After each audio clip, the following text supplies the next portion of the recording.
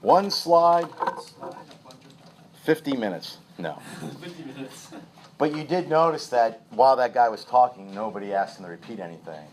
Nobody asked him, what do I write down here? Now, obviously, in all fairness, they had a little bit of jump on stuff. They would have read something going in. But I think it's also important to know what would have been expected of them, not what I'm expecting of you. What would have been expected of them is probably on an exam, they simply would have been asked, give me a couple examples of external goods, show why they're temporary, compare them to higher goods, and then relate that to a situation in life. And boom, go. You have these. I know with me, I had blue books, so you didn't even you put your name on the front, and you had to write all the answers, and then you would turn them in with the top cover folded under, because the professor didn't want to know whose he had, or she didn't want to know who she had, so they would have all these blue books, and they would just grade them, and then they'd flip it over and see whose it was after they're done grading. That way they were a little less biased, they were hoping, okay? So anyway, but we're going to take what that guy's name, I think was... I'm sorry, what? You don't want to. All right. So the moral life is teleological, okay? In essence, the Catholic Church in moral theology grabs a lot from philosophy, and this comes from Aristotle. The fact that things we do, we have goals, right? So when we say something is teleological, it means it's goal-oriented, right? The moral life is goal-oriented, which is what that gentleman was trying to say. We always work, think of how much time we spend working for external goods. Now, there are necessary external goods. We're not saying that there are not necessary external goods, but we don't work for the minimum. Think of how much energy we put forward to those things which could be lost the easiest. All right? If moral theology is goal-oriented, then it follows that man's actions and life, it must be directed towards a goal. This is all going to be very straightforward. There should be nothing here that's a surprise. Oftentimes, we just have to lay it out so we know exactly what is the argument and what is it that we should be striving for.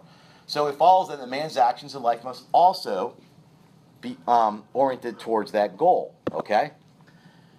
It just implies, again, this is the most obvious thing to say, but it's one that we don't often consider. It fundamentally implies that the goal must first be identified. What is it you want to do? Right? So you might be asking yourself, what should I do with my life? This is a much higher category. What is your purpose? See, now you should be getting from this that we don't start out in morality by judging actions and saying, what's a good act to do? Was that good that you did that, or was that bad? That's not what the fundamental orientation of morality is.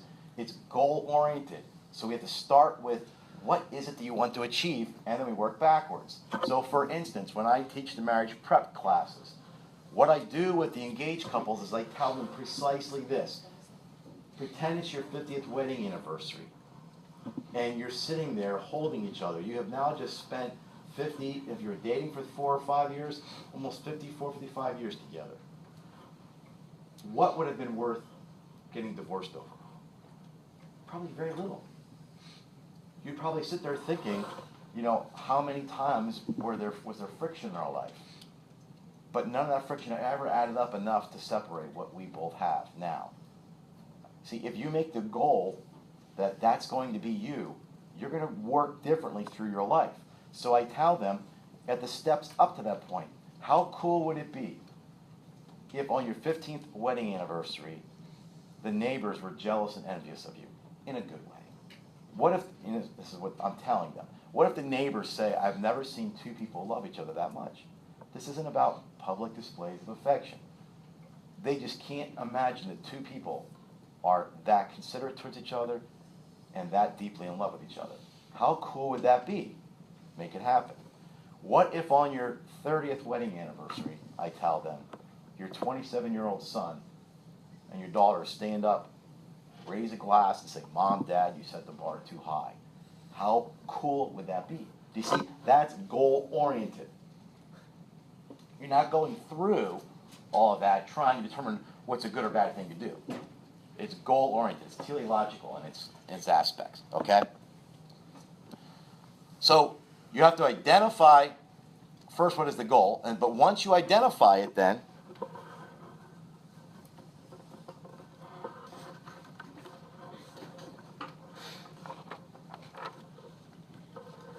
one's moral life should be oriented towards that goal.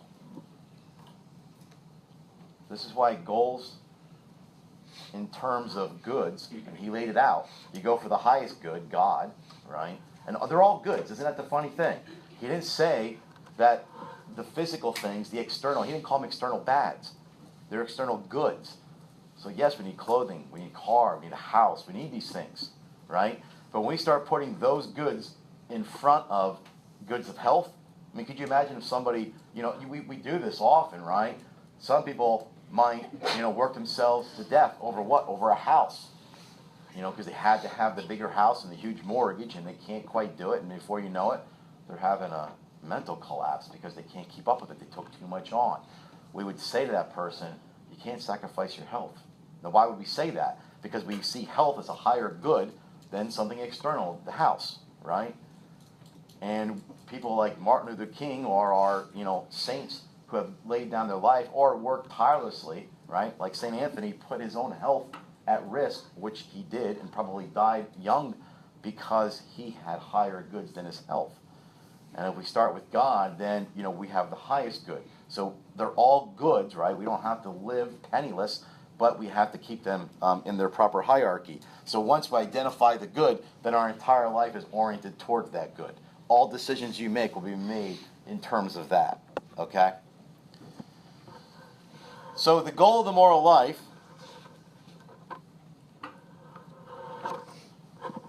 we're going to say that to which all actions are aimed.